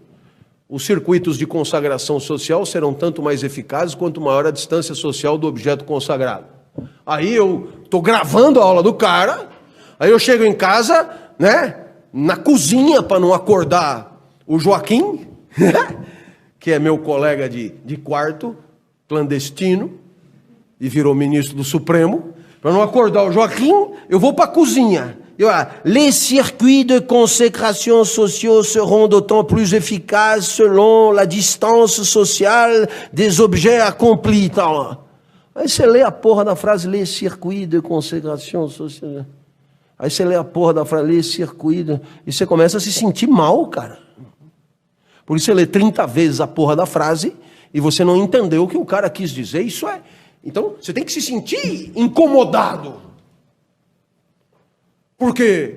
Porque a tua inteligência é o que você tem de melhor. Se ela não dá conta de uma merda de uma frase, então você é um ser defecante, né? Por outro lado, para cagar, todo dia eu cago, é uma beleza. Não, é aquilo que você tem que entender. Aí você vai pro cara e diz, porra, não entendi a frase. E o cara ainda zoa da sua cara. Pô, mas é uma frase elementar. Nossa, é de moer o fígado, cara. Como assim é elementar e eu não entendi? Então, é esse brio que eu estou falando. É esse brio. É esse brio que levará você a progredir intelectualmente. Por quê? Porque estudar, aperfeiçoar a capacidade intelectiva, pensar com competência, é tão esforçado quanto ter músculos, correr, nadar travessia.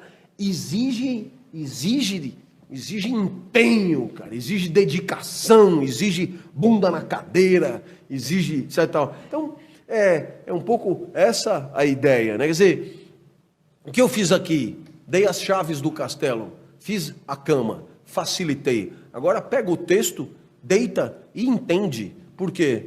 Porque não tem por que não entender, cara. Entrou aqui, tem coisa, tem o professor, tem comida, tem tudo. O resto é só preguiça e covardia.